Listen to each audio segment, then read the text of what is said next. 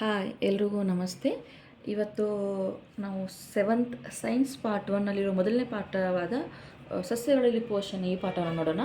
ಇಷ್ಟು ದಿನ ಮ್ಯಾಥ್ಸ್ ಮಾಡಿದ್ದೆ, ಇವಾಗ ಸೈನ್ಸ್ ಮಾಡ್ತೀನಿ. ಇದೊಂದು ಪಾಠ ಆದಮೇಲೆ ನೆಕ್ಸ್ಟ್ ಸೈನ್ಸ್ ಇದೊಂದು ಪಾಠ ಆದಮೇಲೆ ನೆಕ್ಸ್ಟು ಮತ್ತು ಮ್ಯಾಥ್ಸ್ಗಾಗಿ ಮ್ಯಾಥ್ಸ್ ವಿಡಿಯೋ ಮಾಡ್ತೀನಿ. ಈಗ ಫಸ್ಟು ಒಂದು ಲೆಸನ್ ಕಂಪ್ಲೀಟ್ ಆಗಲಿ, ಸಸ್ಯಗಳಲ್ಲಿ ಪೋಷಣೆ ಪಾಠ ಮೊದಲು ಕಂಪ್ಲೀಟ್ ಆಗಿ ನೆಕ್ಸ್ಟ್ ಮತ್ತು ಮ್ಯಾಥ್ಸಿಗೆ ಮೂವ್ ಆಗೋಣ, ಆಯಿತಾ. ಸಸ್ಯಗಳಲ್ಲಿ ಪೋಷಣೆ ಅಂತ ಮೊದಲನೇ ಪಾಠದ ಹೆಸರು. ಸಸ್ಯ ಅಂದಮೇಲೆ ನಮಗೆ ಫಸ್ಟಿಗೆ ತಲೆಯಲ್ಲಿ ಥಾಟ್ ಬರೋದೇನು, ಗಿಡ ಮರ ಅಥವಾ ನಾವು ಗದ್ದೆಯಲ್ಲಿ ಏನು ಬೆಳೆದಿರ್ತೀವೋ ಆ ಬೆಳೆಗಳನ್ನ ನಾವು ಫಸ್ಟು ನೆನಪು ಮಾಡ್ಕೋತೀವಿ. ಪೋಷಣೆ ಅಂದರೆ ನಾವೇನು ಮಾಡ್ಕೋತೀವಿ, ಪೋಷಣೆ ಅಂದರೆ ಅದನ್ನು ಟೇಕ್ ಕೇರ್ ಮಾಡೋದು. ಅಂದರೆ ಅದಕ್ಕೆ ಈಗ ಫಾರ್ ಎಕ್ಸಾಂಪಲ್ ನಾವು ಗದ್ದೆಯಲ್ಲಿ ಏನೋ ಬೆಳೆದಿದ್ದೀವಿ, ನಾವು ಅಕ್ಕಿ ಗೋಧಿ ಭತ್ತ ಗೋಧಿ ಜೋಳ ನಾವು ಬೆಳೆದಿದ್ದೀವಿ, ಅದನ್ನು ಪೋಷಣೆ ಮಾಡ್ತೀವಿ. ಪೋಷಣೆ ಅಂದರೆ ನಾವು ಏನು ತಿಳ್ಕೊತೀವಿ, ಅದಕ್ಕೆ ಏನು ಆಗದೆ ಇರೋ ಥರ, ಅದಕ್ಕೇನು ಹುಳ ಹುಪ್ಪಡಿ ಹತ್ತದೇ ಇರೋ ಥರ, ಅದ್ರ ಸುತ್ತಮುತ್ತ ಬೇಡದಿರೋ ಕಸ ಬೆಳೆದೇ ಇರೋ ಥರ. ಈಗ ಬೆಳೆ ಬರೋ ಟೈಮಲ್ಲಿ ಇಲ್ಲಿ ಹೆಗ್ಗಣಗಳ ಕಾಟ ಆಗ್ತಿರ್ತವೆ, ಗುಬ್ಬಿಗಳ ಕಾಟ ಇರ್ತವೆ. ಸೊ ಅದು ಬಂದು ಏನೋ ನಮ್ಮ ಕಾಳುಗಳನ್ನ ತಿಂದ್ಕೊಂಡು ಹೋಗಬಾರ್ದು. ಆ ಒಂದು ಏನಿರುತ್ತೆ ನಮ್ಮ ತಲೆಯಲ್ಲಿ ಥಾಟ್ ಇರೋದನ್ನು ಅದು ನಾವೇನು ಮಾಡ್ತೀವಿ, ಅದಕ್ಕೆ ನಾವು ಪೋಷಣೆ ಕೊಡ್ತೀವಿ. ಹೆಂಗೆ, ಸುತ್ತಮುತ್ತ ಕಸ ಬೆಳೆದ್ರೆ ಏನು ಮಾಡ್ತೀವಿ, ಕಸ ಬೆಳೆಲಾರ್ದಂಗೆ ಅದಕ್ಕೆ ಔಷಧಿ ಸಿಂಪಡಿಸ್ತೀವಿ. ಈಗ ಇದೇ ಹೆಗ್ಗಣ ಇಲಿಗಳ ಕಾಟ ಆದರೆ ಏನು ಮಾಡ್ತೀವಿ, ರಾತ್ರಿ ಹೊತ್ತು ಅಥವಾ ಹಗಲು ಹೊತ್ತು ಏನು ಮಾಡ್ತೀವಿ, ಕಾವಲು ಕೂತ್ಕೋತೀವಿ. ಗುಬ್ಬಿಗಳು ಬಂದರೆ ಏನು ಮಾಡ್ತೀವಿ, ಬೆದರು ಗೊಂಬೆಗಳನ್ನ ಹಾಕ್ತೀವಿ. ಇಲ್ಲಾಂದರೆ ಏನೋ ಒಂಥರ ಗಾಳಿಗೆ ಏನೋ ಸ್ವಲ್ಪ ಗಂಟೆ ಥರ ಸೌಂಡ್ ಆಗೋ ಥರ ಏನು ಮಾಡ್ತೀವಿ, ಏನೋ ಒಂದು ಸಿಸ್ಟಮ್ನ ಸೆಟ್ ಮಾಡಿರ್ತೀವಿ. ಇದರಿಂದ ಏನು ಯಾವುದೇ ತರಹ ನಮ್ಮ ಬೆಳೆಗಳಿಗೆ ಹಾನಿ ಆಗದೆ ಇರಲಿ, ಬೆಳೆಗಳು ನಾವು ಎಷ್ಟು ಬೆಳೆದಿರ್ತೀವೋ ಅಷ್ಟು ಬೆಳೆ ನಮ್ಮ ಕೈಗೆ ಸರಿಯಾಗಿ ಬರಲಿ, ಹೆಲ್ದಿಯಾಗಿ ಬರಲಿ, ಯಾವುದೇ ಹುಳು ಹುಪ್ಪಡಿ ಹತ್ತೇ ಇರಲಿ ಅಂತ ಏನು ಮಾಡ್ತೀವಿ, ನಮ್ಮ ಕೈಲಾದಷ್ಟು ನಾವು ಮಾಡ್ತೀವಿ ಅದನ್ನು ಕೇರ್ ಮಾಡ್ತೀವಿ. ಅದಕ್ಕೆ ನಾವೇನಂತೀವಿ, ಪೋಷಣೆ ಅಂತೀವಿ. ಸಸ್ಯಗಳಲ್ಲಿ ಪೋಷಣೆ ಇದೇ ಥರ ಆಗುತ್ತೆ. ಈಗ ನಾರ್ಮಲಾಗಿ ನಾವೇನಾದರೂ ಏನಾದರೂ ಬೆಳೆದಿದ್ರೆ, ಗಿಡ ಮರ ಬೆಳೆದಿದ್ರೆ ಅದು ಬೇರು ಸರಿಯಾಗಿ ನೀರು ಇಂಕೊಳ್ಳಿ ಅಂತ ಕೇರ್ ಮಾಡ್ತೀವಿ. ಇನ್ನೇನು ಮಾಡ್ತೀವಿ, ಕೆಲವೊಂದು ಗಿಡಗಳಿಗೆ ಹುಳು ಹತ್ತುತ್ತೆ, ಅದು ಏನು ಮಾಡ್ತೀವಿ, ಒಳಗಡೆಯಿಂದಾನೇ ಏನು ಮಾಡುತ್ತೆ, ಮರಗಳ ಕೊಂಬೆಗಳನ್ನು ಅಥವಾ ಮರ ನಮಗೇನು ಕಾಂಡ ಇರುತ್ತಲ್ಲ ಇದನ್ನೆಲ್ಲ ಏನು ಮಾಡುತ್ತೆ, ಇಲ್ಲಿ ಹುಳು ಹತ್ತಿ ಏನು ಮಾಡುತ್ತೆ, ಒಳಗಿಂದಾನೇ ಏನು ಮಾಡುತ್ತೆ, ಇದನ್ನೆಲ್ಲ ವೀಕ್ ಮಾಡ್ತಾ ಹೋಗುತ್ತೆ. ಅವಾಗೇನು ಗಿಡ ತಂತಾನೆ ಬಿದ್ದೋಗುತ್ತೆ. ಫಲ ಕೊಡುವಂಥ ಗಿಡ ಈ ಥರ ಹುಳು ಹುಪ್ಪಡಿ ಹತ್ತಿ ತಂತಾನೇ ಬಿದ್ದು ಹೋದರೆ ಒಬ್ಬ ರೈತನಿಗೆ ಅಥವಾ ಆ ಗಿಡ ಮರ ಅಥವಾ ಬೆಳೆನ ಬೆಳೆದೋಂಗೆ ಎಷ್ಟು ನೋವಾಗುತ್ತಲ್ಲ. ಅದಕ್ಕೆ ಅದನ್ನು ನಾವು ಕೇರ್ ಮಾಡಬೇಕು. ಅದಕ್ಕೆ ಆವಾಗವಾಗ ಅದನ್ನು ನೀರು ಹಾಕಬೇಕು, ಔಷಧಿ ಹಾಕಬೇಕು, ಗೊಬ್ಬರ ಹಾಕಬೇಕು, ಇದೆಲ್ಲ ಮಾಡಬೇಕು. ಅದಕ್ಕೆ ನಾವೇನಂತೀವಿ, ಪೋಷಣೆ ಅಂತೀವಿ. ಹಾಗೆ ಈ ಪೋಷಕಗಳಲ್ಲಿ ಏನು ಮಾಡ್ತೀವಿ, ನಾವು ನೀರು ಹಾಕ್ತೀವಿ, ಸಸ್ಯಗಳಿಗೆ ನಾವು ನೀರು ಹಾಕ್ತೀವಿ, ಗೊಬ್ಬರ ಹಾಕ್ತೀವಿ, ಇದೆಲ್ಲ ಸಸ್ಯಗಳಿಗೆ ಆಯಿತು. ಮನುಷ್ಯರಲ್ಲಿ ಪೋಷಣೆ ನಾವು ಹೆಂಗೆ ಮಾಡ್ತೀವಿ, ಮನುಷ್ಯರಲ್ಲಿ ಪೋಷಣೆಗಳು ಹೆಂಗೆ ಮಾಡ್ತೀವಿ, ಪೋಷಣೆ ಮಾಡೋಕ್ಕೆ ಏನು ಬೇಕು, ಪೋಷಕಗಳು ಬೇಕು. ಮನುಷ್ಯರಲ್ಲಿ ಪೋಷಣೆ ಮಾಡೋಕ್ಕೆ ಏನು ಬೇಕು, ಪೋಷಣೆಗಳು. ಮನುಷ್ಯನಿಗೆ ನೀರು ಹಾಕಿದ್ರಾಗುತ್ತೆ, ಆ ಗೊಬ್ಬರ ಹಾಕಿದ್ರಾಗುತ್ತೆ. ಆ ಗೊಬ್ಬರ, ಮನುಷ್ಯನ ಗೊಬ್ಬರ ಏನು, ಊಟ, ಆಹಾರ. ಸಸ್ಯಗಳ ಗೊಬ್ಬರ ಅಂದರೆ ಅವು ಕೆಮಿಕಲ್ಸ್ ಕೆಲವೊಂದು ಸಿಗ್ತವೆ, ಅದನ್ನು ಹಾಕ್ಬೋದು. ಇಲ್ಲಾಂದ್ರೆ ತಿಪ್ಪೆ ಗೊಬ್ಬರ ಹಾಕ್ಬೋದು. ತಿಪ್ಪೆ ಗೊಬ್ಬರ ಇವಾಗ ಅಷ್ಟಾಗಿ ಕಾಣಿಸಲ್ಲ, ಬಟ್ ಅದು ಹೆಲ್ದಿ. ಆರ್ಗ್ಯಾನಿಕ್ಕಾಗಿ ಬೆಳೆಗಳನ್ನ ಬೆಳೆಯೋದಕ್ಕೆ ಅದು ಹೆಲ್ದಿಯಾಗಿರೋವಂಥದ್ದು, ಅದು ತುಂಬ ಒಳ್ಳೆಯದು. ಅದೇ ಥರ ಬೆಳಿಬೇಕು ಸಸ್ಯಗಳನ್ನ. ಆದರೆ ಇವಾಗ ಆ ತಿಪ್ಪೆ ಅದೆಲ್ಲ ಕಸ ಎಲ್ಲ ಹಾಕಿ ಬೇಡದಿರೋವಂಥ ಕೆಲವೊಂದು ಊಟದ ಅಥವಾ ಸಿಪ್ಪೆಗಳನ್ನು ಹಾಕಿ ಅದು ಕಸ ಹಾಕಿರೋದನ್ನೆಲ್ಲ ತಿಪ್ಪೆಯಲ್ಲಿ ಹಾಕಿರೋದನ್ನೆಲ್ಲ ಗೊಬ್ಬರ ಆಗಿ ರೆಡಿ ಮಾಡಿ ಮಾಡೋ ಪ್ರೊಸೆಸ್ ಏನಿದೆ ತುಂಬ ಲಾಂಗ್ ಪ್ರೊಸೆಸ್. ಆ ಪ್ರೊಸೆಸ್ ಮಾಡೋಷ್ಟು ಇವಾಗ ಜನರಿಗೆ ಅಥವಾ ರೈತರಿಗೆ ಸ್ವಲ್ಪ ಪೇಷನ್ಸ್ ಕಡಿಮೆ. ಇವಾಗ 9 ತಿಂಗಳಲ್ಲಿ ಬರುವಂಥ ಬೆಳೆನ ಗೊಬ್ಬರಗಳನ್ನು ಹಾಕಿ ಕೇವಲ 3 ಅಥವಾ 4 ತಿಂಗಳಲ್ಲಿ ಬೆಳೆಗಳನ್ನ ಬೆಳೀತಿದ್ದಾರೆ. ಇದರಿಂದ ಏನಾಗ್ತಿದೆ ಅಂತ ಎಲ್ರಿಗೂ ಚೆನ್ನಾಗಿ ಗೊತ್ತು. 9 ತಿಂಗಳಲ್ಲಿ ಬರುವಂಥ ಬೆಳೆ ಏನಾಗುತ್ತೆ, ಅದಕ್ಕೆ ಎಷ್ಟು ಬಿಸಿಲು ಬೇಕು, ಅದಕ್ಕೆ ಎಷ್ಟು ನೀರು ಬೇಕು, ಅದಕ್ಕೆ ಎಷ್ಟು ಉಷ್ಣತೆ ಬೇಕು, ಅಷ್ಟನ್ನೆಲ್ಲ ತನ್ನಿಂದ ತಾನೇ ತಗೊಂಡು ಅದಕ್ಕೆ ಎಷ್ಟು ಜೀವಸತ್ವ ಇರುತ್ತೆ, ಅದರಲ್ಲಿ ಎಷ್ಟು ಪೋಷಕಾಂಶಗಳು ರೆಡಿ ಆಗುತ್ತೆ ಅಷ್ಟೆಲ್ಲ ಅದು ಒಳಗೊಂಡು ರೆಡಿಯಾಗಿ ನಮ್ಮ ಕೈಗೆ ಬಂದು ಸೇರಿರುತ್ತೆ. ಇದನ್ನು ನಾವೇನು ಮಾಡ್ತೀವಿ, 9 ತಿಂಗಳು ಕಾಯೋಕ್ಕಾಗಲ್ಲ ಬೆಳೆ ಬರೋ ತನಕ. ಅದು ನಾವೇನು ಮಾಡ್ತೀವಿ, 3ರಿಂದ 4 ತಿಂಗಳಲ್ಲಿ ಬೆಳೆಯನ್ನು ನಮ್ಮ ಕೈಗೆ ಬರೋ ಥರ ನಾವೇನು ಮಾಡ್ತೀವಿ, ಅದಕ್ಕೆ ಜಾಸ್ತಿ ರಾಸಾಯನಿಕಗಳಿಂದ ಕೂಡಿರೋವಂಥ ಅಥವಾ ಕೆಮಿಕಲ್ಗಳಿಂದ ಕೂಡಿರುವಂಥ ಗೊಬ್ಬರಗಳನ್ನು ಹಾಕಿ ನಾವೇನು ಮಾಡ್ತೀವಿ, ಅದನ್ನು 3-4 ತಿಂಗಳಲ್ಲೇ ಅದನ್ನು ಬೆಳೆಯನ್ನು ಕಟಾವು ಮಾಡಿ ಬಿಡ್ತೀವಿ. ಏನು ಯೋಚನೆ ಮಾಡ್ತಾರೆ ಅಂದರೆ, 9 ತಿಂಗಳಲ್ಲಿ ನಾವು ಒಂದು ಬೆಳೆ ಬೆಳೆಯನ್ನು ಬೆಳೆಯೋದಕ್ಕಿಂತ 3-4 ತಿಂಗಳಲ್ಲಿ ಒಂದು ಬೆಳೆ ಬೆಳೆದು ಉಳಿದಿದ್ದ 5 ತಿಂಗಳಲ್ಲಿ ಇನ್ನೊಂದು ಬೆಳೆ ಬೆಳಿಬಹುದು. ಅಂದರೆ 9 ತಿಂಗಳು ಒಂದು ಬೆಳೆ ಬೆಳೆಯೋದ್ರಿಂದ 3-4 ತಿಂಗಳಲ್ಲಿ ಕೆಮಿಕಲ್ ಹಾಕಿ 3-4 ತಿಂಗಳಲ್ಲಿ ಬೆಳೆಯುವಂಥ ಬೆಳೆಗಳನ್ನ ಬೆಳೆಸಿ ಒಂದು 9 ತಿಂಗಳಲ್ಲಿ 2 ಬೆಳೆಗಳನ್ನಾದರೂ ಬೆಳಿಬಹುದು. ಇದರಿಂದ ಲಾಭ ಆಗುತ್ತೆ. ಬರೀ ದುಡ್ಡು ಲಾಭ ಅಂತ ನೋಡಿ ನಾವೇನು ಮಾಡ್ಕೋತಿದ್ದೀವಿ, ಇವಾಗ ಹೆಲ್ತನ್ನು ನೆಗ್ಲೆಕ್ಟ್ ಮಾಡ್ಕೋತಿದ್ದೀವಿ. ಹೆಲ್ತ್ ನೆಗ್ಲೆಕ್ಟ್ ಮಾಡೋದಕ್ಕೆ ಏನೇನಾಗ್ತಿದೆ ಅಂತ ಗೊತ್ತು. ಚಿಕ್ಕ ಚಿಕ್ಕ ಮಕ್ಕಳಲ್ಲಿ ಹಾರ್ಟ್ ಅಟ್ಯಾಕ್ ಬರೋದು, ಇವಾಗ ಎಷ್ಟೋ ನ್ಯೂಸ್ ಕೇಳ್ತಿದ್ದೀವಿ, ಎಷ್ಟೋ ನ್ಯೂಸ್ ಓದ್ತಿದ್ದೀವಿ. ಚಿಕ್ಕ ಚಿಕ್ಕ ಮಕ್ಕಳು, ಪ್ರೈಮರಿ ಸ್ಕೂಲ್ ಮಕ್ಕಳು ಕೂಡ ಹಾರ್ಟ್ ಅಟ್ಯಾಕ್ ಆಗ್ತಿದೆ. ಅದು ಹಾರ್ಟ್ ಅಟ್ಯಾಕ್ ಹೆಂಗೆ ಆಗ್ತಿದೆ ಅಂದರೆ, ನಾರ್ಮಲ್ ಪ್ರೇಯರ್ಗೆ ನಿಂತಿರೋ ಮಕ್ಕಳು ಕೂಡ ಅಲ್ಲೇ ಬಿದ್ದು ಹೋಗ್ತಿದ್ದಾರೆ, ಅಲ್ಲೇ ಬಿದ್ದು ಸಾವನ್ನಪ್ತಿದ್ದಾರೆ. ಟೀಚರ್ ಏನೋ ಸ್ವಲ್ಪ ಗದ್ರಿದ್ರು ಅಂತ ಹೇಳಿ ಆ ಹೆದರಿಕೆ ಕೂಡ ಅವರು ಇದಾಗ್ತಿದ್ದಾರೆ. ಮಕ್ಕಳು ಅಷ್ಟು ವೀಕ್ ಆಗಿಬಿಟ್ಟಿದ್ದಾರೆ ಮಕ್ಕಳು. ಇನ್ನು ವಯಸ್ಸಾದವ್ರ ಗತಿ ಅಂತೂ ಹೇಳಲೇಬೇಡಿ. ಎಷ್ಟೋ ಫಂಕ್ಷನ್ಗಳಲ್ಲಿ ಮದುವೆ ಗಂಡು, ಮದುವೆ ಹೆಣ್ಣು ಅಥವಾ ಅವರು ಸಂಬಂಧಿಕರು ಹೀಗೆ ಹಾರ್ಟ್ ಅಟ್ಯಾಕಿಂದನೇ ಸಾವನ್ನಪ್ತಿದ್ದಾರೆ ವಿನಃ ಬೇರೆ ಯಾವ ರೀಸನಿಂದನೂ ಆಗ್ತಿಲ್ಲ. ಇಂಥ ಸಮಸ್ಯೆಗಳಾಗ್ತಿರೋದಲ್ಲಿ ಈ ನಾವು ಕೆಮಿಕಲ್ಸನ್ನ ಯೂಸ್ ಮಾಡ್ತಿರೋದ್ರಲ್ಲಿ, ಅಂದರೆ ನಾವು ಕೆಮಿಕಲ್ಸ್ನ ಏನು ನಾವು ಯೂಸ್ ಮಾಡ್ಕೋತಿದ್ದೀವಿ, ನಾವು ಮನುಷ್ಯನಿಗೆ ನಾವು ವಿಟಮಿನ್ಸ್ಗಳನ್ನ ನಾವು ಎಷ್ಟು ತೊಗೋತಿದ್ದೀವೋ ಅದಕ್ಕಿಂತ ಜಾಸ್ತಿ ನಾವು ಏನು ಮಾಡ್ತಿದ್ದೀವಿ, ಸಸ್ಯಗಳಂಥ ಬೆಳೆಗಳಿಂದ ಕೆಮಿಕಲ್ಸ್ನ ನಾವು ನಮ್ಮ ಬಾಡಿಗೆ ಇಂಟೇಕ್ ಮಾಡ್ಕೋತಿದ್ದೀವಿ. ನಾವು ಮಾಡ್ಕೋಬೇಕಾಗಿರೋದೇನು, ಪೋಷಕಗಳನ್ನ ನಾವು ಇಂಟೇಕ್ ಮಾಡ್ಕೋಬೇಕಾಗಿರೋದು. ಹಾಗಾದರೆ ಈ ಪೋಷಕಗಳಂದರೆ ಏನು, ಪೋಷಕಗಳು ಯಾಕೆ ತಗೋತೀವಿ, ಪೋಷಕಗಳು ನಾವು ಯಾಕೆ ತಗೋತಿದ್ದೀವಿ ಅಂದರೆ ನಮ್ಮ ದೇಹದ ಒಂದು ಶಕ್ತಿಗೋಸ್ಕರ, ನಮ್ಮ ದೇಹದ ಬೆಳವಣಿಗೆಗೋಸ್ಕರ ನಾವೇನು ಮಾಡ್ತೀವಿ, ಪೋಷಕಗಳನ್ನ ತಗೋತೀವಿ. ಹಾಗಾದರೆ ಪೋಷಕಗಳಂದರೆ ಏನು, ಪೋಷಕಗಳಲ್ಲಿ ಯಾವುದೇ ಬರ್ತವೆ, ಪೋಷಕಗಳಲ್ಲಿ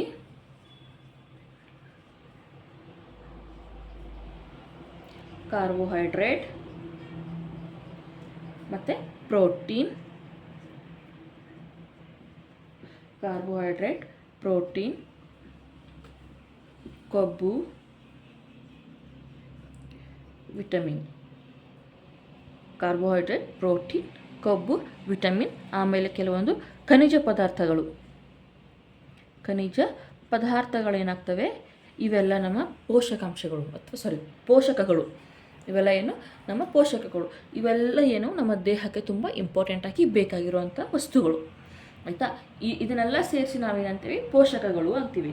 ಏನಂತೀವಿ, ಇವುಗಳನ್ನ ಸೇರಿ ನಾವು ಆಹಾರದ ಘಟಕಗಳು ಅಥವಾ ಪೋಷಕಗಳು ಅಂತ ಅಂತೀವಿ. ಕಾರ್ಬೋಹೈಡ್ರೇಟ್, ಪ್ರೋಟೀನ್, ಕೊಬ್ಬು, ವಿಟಮಿನ್ಸ್ ಮತ್ತು ಖನಿಜ ಪದಾರ್ಥಗಳು. ಮೊದಲನೇದಾಗಿ ಕಾರ್ಬೋಹೈಡ್ರೇಟ್. ಓಕೆ, ಕಾರ್ಬೋಹೈಡ್ರೇಟ್ ಅಂದರೆ ಏನು, ಕಾರ್ಬೋಹೈಡ್ರೇಟ್ ಅಂದರೆ ನಮ್ಮ ದೇಹಕ್ಕೆ ಶಕ್ತಿ ಕೊಡುವಂಥ ಆಹಾರ ಅಂತ ನಾವು ಅಂತೀವಿ. ಏನು, ಶಕ್ತಿ ಕೊಡುವಂಥ ಆಹಾರ.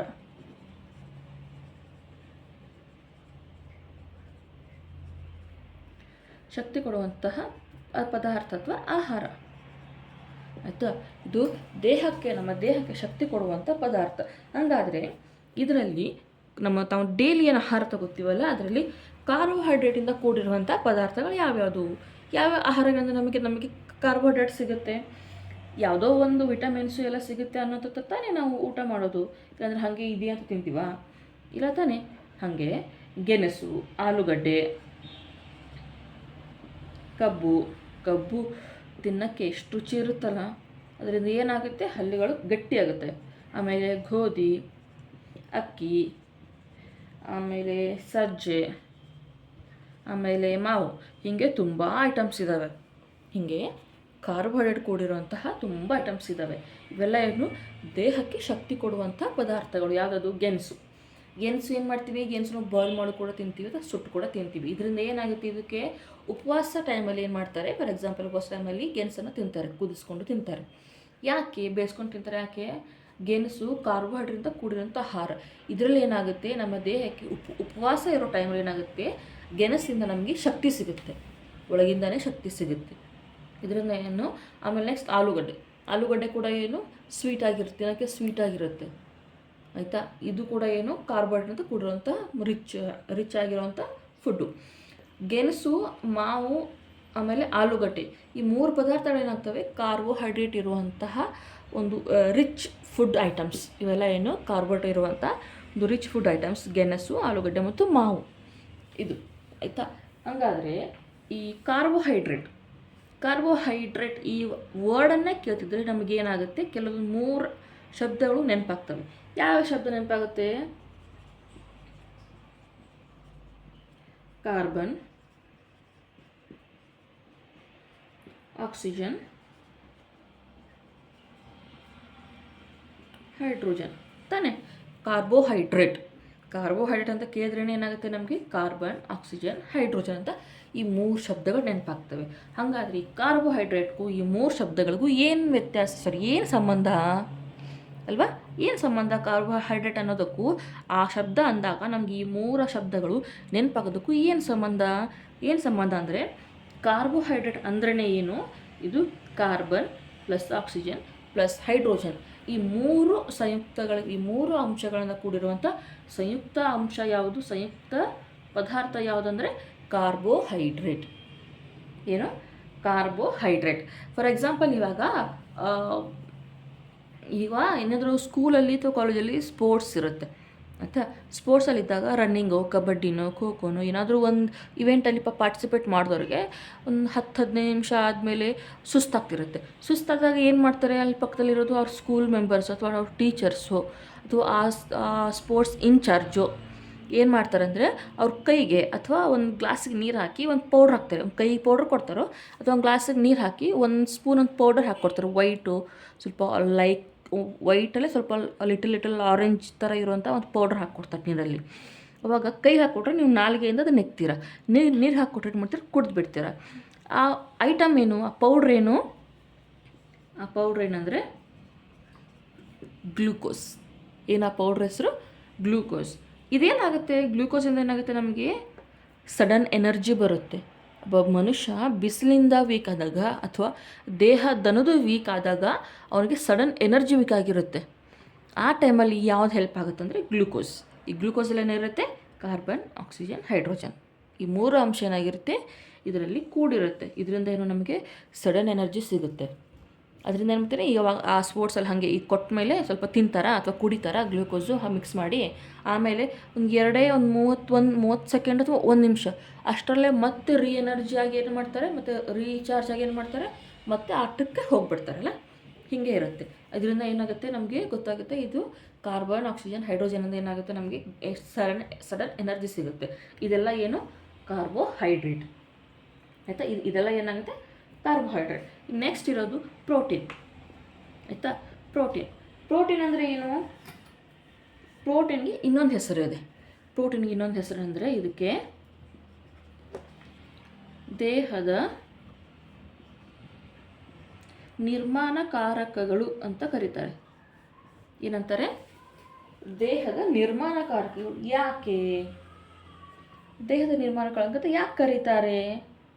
ಯಾಕಂದರೆ ಇದೇನಾಗುತ್ತೆ, ಅಮೈನೋ ಆಮ್ಲಗಳೆಂಬ ಒಂದು ಸಂಯುಕ್ತ ವಸ್ತುವಿಂದ ಇದು ನಿರ್ಮಾಣ ಆಗಿರುತ್ತೆ. ಅಮೈನೋ ಆಮ್ಲ ಎಂಬ ಸಂಯುಕ್ತ ವಸ್ತುವಿಂದ ಇದು ರೆಡಿ ಆಗಿರುತ್ತೆ ಪ್ರೋಟೀನ್. ಹಾಗಾದರೆ ಪ್ರೋಟೀನಲ್ಲಿ ಏನೇನು ಬರುತ್ತೆ, ಪ್ರೋಟೀನಲ್ಲಿ ಇಲ್ಲಿ ಕಾರ್ಬನ್, ಆಕ್ಸಿಜನ್, ಹೈಡ್ರೋಜನ್ ಸಿಕ್ತು. ಹಾಗೆ ಇಲ್ಲಿ carbon, oxygen, hydrogen plus nitrogen ಏನಾಗುತ್ತೆ, carbon, oxygen, hydrogen plus nitrogen ಈ ವಸ್ತುಗಳಿಂದ ಇದು ಕೂಡಿರುತ್ತೆ.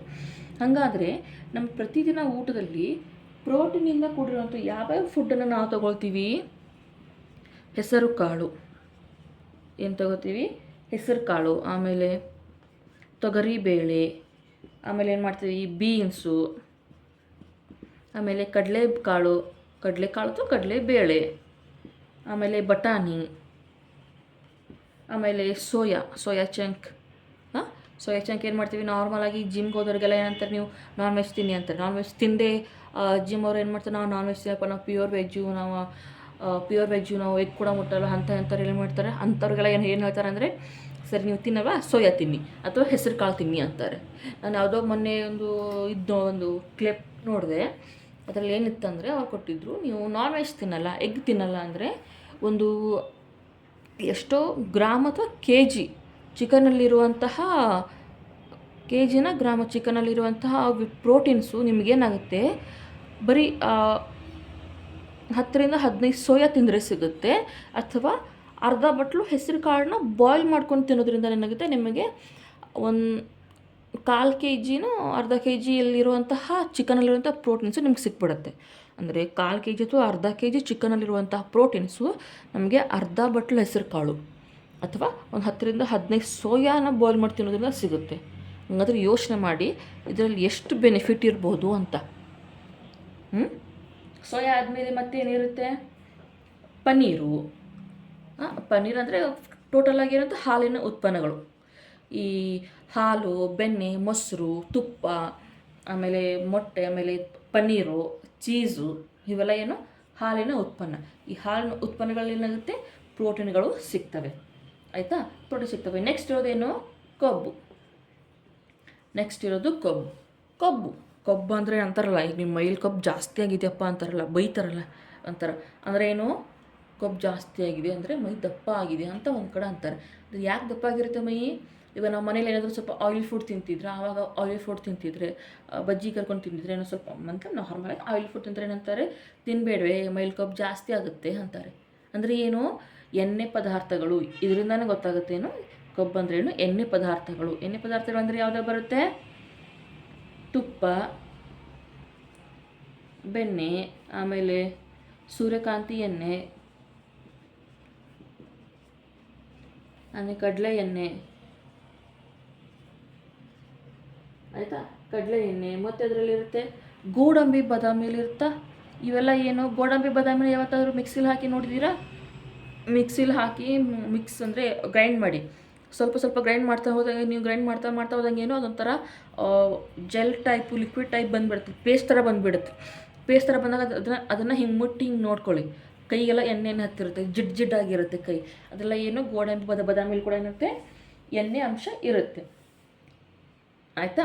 ಕೊಬ್ಬು. ಕೊಬ್ಬು ಏನಂತಾರೆ ಇದಕ್ಕೆ? ಇದರಲ್ಲಿ ಏನಿರುತ್ತೆ ಅಂದರೆ ಇದರಲ್ಲಿ ಕೂಡ ಏನಾಗುತ್ತೆ? Carbon, oxygen plus hydrogen. ಈ 3 ಐಟಮ್, ಇಲ್ಲಿರುವಂಥ 3 ಐಟಮ್ಗಳೇ ಕೊಬ್ಬಲ್ಲಿ ಕೂಡ ಇರೋದು. ಕಾರ್ಬನ್, ಆಕ್ಸಿಜನ್ ಮತ್ತು ಹೈಡ್ರೋಜನ್. ಸಾರಿ, ಇದರಿಂದ ಆಗುತ್ತೆ. ನೆಕ್ಸ್ಟ್ ಇರೋದು ವಿಟಮಿನ್ಸ್ ಅಥವಾ ವಿಟಮಿನ್ಸ್ ಇನ್ನೊಂದು ಹೆಸರೇನು? ಜೀವಸತ್ವ. ಏನು? ಜೀವಸತ್ವ.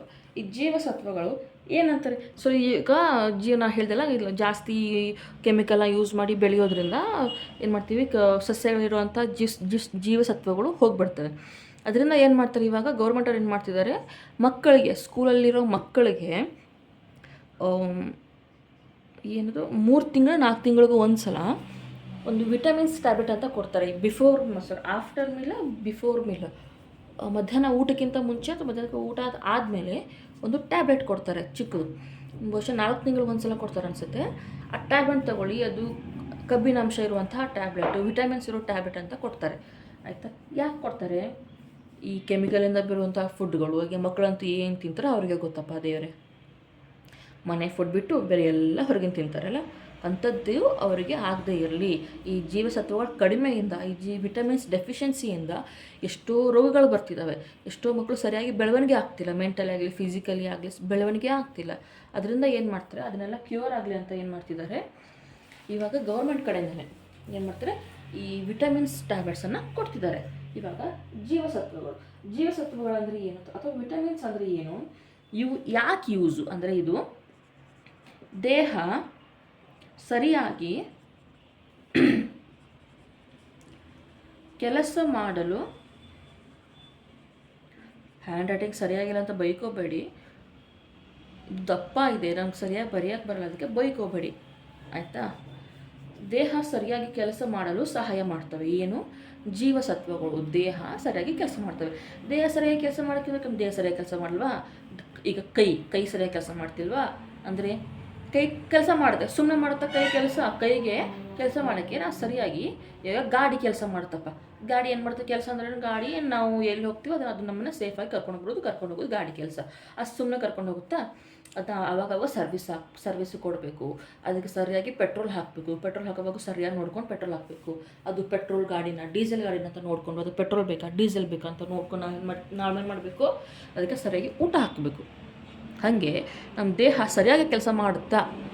ಮಾಡಲಿ ಅಂದರೆ ಅದಕ್ಕೆ ಏನಾಗಿದೆ? ಅದಕ್ಕೆ ಯಾವುದೋ ಒಂದು ವಿಟಮಿನ್ಸು ಕಡಿಮೆ ಆಗಿದೆ. ಹಂಗಾದ್ರೆ ಅದಕ್ಕೆ ಯಾವ ವಿಟಮಿನ್ಸ್ ಕಡಿಮೆ ಆಗಿದೆ ಅಂತ ನೋಡ್ಕೊಂಡು ನಾವು ಅದೇ ಫುಡ್ ಹಾಕಿದರೆ, ಆ ವಿಟಮಿನ್ಸ್ನ ನಾವು ಡೈಲಿ ಸ್ವಲ್ಪ ಸ್ವಲ್ಪ ನಮ್ಮ ದೇಹಕ್ಕೆ ಆ್ಯಡ್ ಮಾಡ್ತಿದ್ರೇನು ಆ ಬಾಡಿ ಪಾರ್ಟ್ಸು ಸರಿಯಾಗಿ ಕೆಲಸ ಮಾಡುತ್ತೆ. ಆಯಿತಾ? ಈಗ ಫಾರ್ ಎಕ್ಸಾಂಪಲು ಕೆಲವೊಬ್ರು ಏನಾಗುತ್ತೆ, ಕೆಲವೊಂದು ಮೂವಿಲಿ ನೋಡಿದ್ದೀವಿ. ಯಾವುದೋ ಒಂದು ರವಿಚಂದ್ರನ್ ಮೂವಿನ ಯಾವುದೋ ಒಂದು ಮೂವಿಲಿ ನೋಡಿದ್ದೀವಿ. ಒಬ್ಬ ವ್ಯಕ್ತಿಗೆ ಬೆಳಗ್ಗೆಯಿಂದ ಸಂಜೆ 6 ಗಂಟೆ ತನಕ ಕಣ್ಣು ಕಾಣಿಸುತ್ತೆ, ರಾತ್ರಿ ಹೊತ್ತು ಕಣ್ಣು ಕಾಣಿಸಲ್ಲ. ಇದು ಓನ್ಲಿ ಮೂವಿಗೆ ರಿಲೇಟೆಡ್ ಅಲ್ಲ. ಎಷ್ಟೋ ಜನಕ್ಕೆ ಏನಾಗಿದೆ, ಹಗಲೊತ್ತು ಕಣ್ಣು ಕಾಣಿಸುತ್ತೆ, ರಾತ್ರಿ ಆದಂಗೆ ಕಣ್ಣು ಕಾಣಿಸಲ್ಲ. ಇದಕ್ಕೇನಂತೀವಿ? ಇರುಳುಗುರುಡು ಅಂತೀವಿ. ಏನಂತೀವಿ? ಇರುಳುಗುರುಡು. ಆಯಿತಾ? ಹಗಲೊತ್ತು ಕಣ್ಣು ಕಾಣಿಸುತ್ತೆ, ರಾತ್ರಿ ಆದರೆ ಕಣ್ಣು ಕಾಣಿಸೋದಕ್ಕೆ ಅಂತೀವಿ ಇರುಳುಗುರುಡು. ಇದು ಯಾಕೆ ಬರುತ್ತಂದರೆ, ಇದರಲ್ಲಿ ವಿಟಮಿನ್ ಎ ಕೊರತೆ ಏನಾಗುತ್ತೆ, ವಿಟಮಿನ್ ಎ ಕೊರತೆಯಿಂದ ಏನಾಗುತ್ತೆ, ಇರುಳುಗುರುಡು ಬರುತ್ತೆ. ವಿಟಮಿನ್ ಎ ಇಂದ ಇರುಳುಗುರುಡು ಬರುತ್ತಂದರೆ ಇದನ್ನು ಕ್ಯೂರ್ ಮಾಡೋಕ್ಕೆ ನಾವು ಏನು ತಿನ್ನಬೇಕು? ವಿಟಮಿನ್ ಎ ಇರುವಂಥ ಫುಡ್ಡನ್ನು ತಿನ್ನಬೇಕು. ಹಾಗಾದರೆ ವಿಟಮಿನ್ ಎ ಇರುವಂಥ ಫುಡ್ಗಳು ಯಾವ್ಯಾವುದು? ಕೆಲವೊಂದು ಫ್ರೂಟ್ಸ್ ಇದೆ. Papaya, mango, milk. ಅಂದರೆ ಪಪಾಯ, ಮ್ಯಾಂಗೋ, ಮಿಲ್ಕ್ ಅಂದರೆ ಇರುಳುಗುರುಡು ಅಂದರೆ ವಿಟಮಿನ್ ಎ ಅಂದರೆ ಏನು? ಯೆಲ್ಲೋ ಕಲರ್ ಆಗಿರುವಂಥ ಕೆಲವೊಂದು ಫುಡ್ಡು, ಯೆಲ್ಲೋ ಕಲರ್ ಆಗಿರೋ ಫುಡ್ಡು. ಪಪಾಯ, ಈಗ ಮೆಕ್ಕೆಜೋಳ, ಇಂಥದ್ದೆಲ್ಲ ಏನಾಗಿರುತ್ತೆ, ಯೆಲ್ಲೋ ಕಲರ್ ಫುಡ್ ಇರುತ್ತಲ್ಲ, ಅದೆಲ್ಲ ಏನತ್ತೆ, ವಿಟಮಿನ್ ಎ ಅಂಶ ಇರುವಂಥ ಫುಡ್ಡು. ಈ ಫುಡ್ಡನ್ನು ತಿನ್ನೋದ್ರಿಂದ ನಾವು ಒಂದು ಡೈಲಿ ಇಷ್ಟೇ ಪ್ರಮಾಣದಲ್ಲಿ ಅಂತ ನಾವು ನಮ್ಮ ದೇಹಕ್ಕೆ ವಿಟಮಿನ್ ಎ ತಗೋದ್ರಿಂದ ಏನಾಗುತ್ತೆ, ನಮಗೆ ಇರುಳುಗುರುಡು ಕಡಿಮೆ ಆಗುತ್ತೆ. ಆಯಿತಾ? ನೆಕ್ಸ್ಟ್ ಏನು ಬರುತ್ತೆ? ವಿಟಮಿನ್ ಬಿ ಬರುತ್ತೆ. ವಿಟಮಿನ್ ಬಿ ಎಲ್ಲಿರುತ್ತೆ? ವಿಟಮಿನ್ ಬಿ ಗೋಧಿಯಲ್ಲಿರುತ್ತೆ, ಅಕ್ಕಿಯಲ್ಲಿರುತ್ತೆ. ವಿಟಮಿನ್ ಬಿ ಕೊರತೆ ಆದರೆ ಏನಾಗುತ್ತಪ್ಪ? ಈಗ ವಿಟಮಿನ್ ಎ ಕೊರತೆ ಆದರೆ ಏನಾಗುತ್ತೆ, ಇರುಳುಗುರುಡು ಅಂದರೆ ರಾತ್ರಿ ಹೊತ್ತು ಕಣ್ಣು ಕಾಣಿಸಲ್ಲ, ಸಂಜೆ ಆದರೆ ಕಣ್ಣು ಕಾಣಿಸಲ್ಲ. ಆಯಿತಾ? ವಿಟಮಿನ್ ಬಿ ಕೊರತೆ ಆದರೆ ಏನಾಗುತ್ತೆ? ಕೊರತೆ ಆದರೆ ನಮ್ಮ ನರಮಂಡಲ ಸರಿಯಾಗಿ ಕೆಲಸ ಮಾಡೋದಿಲ್ಲ. ಇದು ನಮ್ಮ ನರಮಂಡಲಕ್ಕೆ ಎಫೆಕ್ಟ್ ಆಗುತ್ತೆ. ನರಮಂಡಲ ಅಂದ್ರೇನು? ನಮ್ಮ ಬ್ರೈನಿಗೆ ಇವಾಗ ನಮ್ಮ ಕೈಗೆ ಕಾಲಿಗೆ ಮುಳ್ಳು ಚುಚ್ಕೊಂಡ್ಬಿಟ್ರೆ ನಮಗೇನಾಗುತ್ತೆ, ಬೇಗ ಪೇನ್ ಆಗುತ್ತೆ. ಆ ಪೇನ್ ಆಗಿದ್ದು ಹೆಂಗಂದ್ರೆ, ಪೇನ್ ಇಲ್ಲೇ ಅಂದರೆ ಇಲ್ಲ ಆಗಲ್ಲ, ಅದು ಪೇನ್ ಹೆಂಗಾಗುತ್ತೆ, ಇಲ್ಲಿ ಚುಚ್ಚಿ ಇಲ್ಲಿ ಪೇನ್ ಆಗಿದ್ದು ನಮ್ಮ ನರ್ವ್ ಮೂಲಕ ಬೇಗ ಹೋಗಿ ನಮ್ಮ ಮೆದುಳಿಗೆ ಮೆಸೇಜ್ ಕೊಡುತ್ತೆ, ಇವನಿಗೆ ಪಿನ್ ಚುಚ್ಚಿದೆ, ಮುಳ್ಳು ಚುಚ್ಚಿದೆ, ಈಗ ಜೋರಾಗಿ ಕಿರ್ಚ್ಕೋಬೇಕು, ಬ್ಲಡ್ ಹೊರಗೆ ಬರಬೇಕು ಅಂತ ಏನು ಮಾಡುತ್ತೆ, ನಮ್ಮ ಬ್ರೈನ್ಗೆ ಅಷ್ಟು ಫಾಸ್ಟಾಗಿ ಮೆಸೇಜ್ ಹೋಗುತ್ತೆ. ಆವಾಗ ಏನು ಮಾಡುತ್ತೆ, ನಮ್ಮ ಬಾಯಿಂದ ಸೌಂಡ್ ಬರುತ್ತೆ, ಮುಳ್ಳು ಚುಚ್ಚಿದಾಗ ಆ ಅಂತ ಸೌಂಡ್ ಬರುತ್ತೆ, ಆವಾಗ ಬ್ಲಡ್ ಹೊರಗೆ ಬರುತ್ತೆ. ಇದೆಷ್ಟು ಫಾಸ್ಟಾಗಿರ್ತದೆ, ಚುಚ್ಚಿದ ತಕ್ಷಣ ಸೌಂಡ್ ಬರುತ್ತೆ, ಚುಚ್ಚಿದ ತಕ್ಷಣ ಬ್ಲಡ್ ಬರುತ್ತೆ. ಅಷ್ಟು ಫಾಸ್ಟಾಗಿ ಏನು ಮಾಡುತ್ತೆ, ಕೆಲಸ ಮಾಡ್ತಿರುತ್ತೆ ನರಮಂಡಲ. ಇಂತಹ ನರಮಂಡಲ ಸರಿಯಾಗಿರಬೇಕು ಅಂದರೆ ಏನು ಮಾಡಬೇಕು, ವಿಟಮಿನ್ ಬಿ ಸರಿಯಾಗಿ ಕೆಲಸ ಮಾಡ್ತಿರಬೇಕು. ಸರಿಯಾಗಿ ಕೆಲಸ ಮಾಡ್ತಿರ್ಬೇಕಂದ್ರೇನು, ನಾವು ವಿಟಮಿನ್ ಬಿ ಅಂಶನ ಸರಿಯಾಗಿ ನಮ್ಮ ದೇಹಕ್ಕೆ ಆವಾಗ ತಗೋತಾ ಇರಬೇಕು. ಮತ್ತೇನಾಗುತ್ತೆ, ನರಮಂಡಲ ಅಷ್ಟಾಗುತ್ತೆ, ಮತ್ತೇನಾಗುತ್ತೆ, ಸುಸ್ತಾಗುತ್ತೆ. ಏನಾಗುತ್ತೆ, ಸುಸ್ತಾಗ್ತಾ ಇರುತ್ತೆ. ಸ್ವಲ್ಪ ಕೆಲಸ ಮಾಡಿದ್ರು ದಮ್ ಬರೋದು, ಸುಸ್ತಾಗೋದು, ಕಣ್ಣು ಕತ್ತಲೆ ಬಂದಂಗೆ ಆಗೋದು, ಈ ಥರ ಆಗುತ್ತೆ.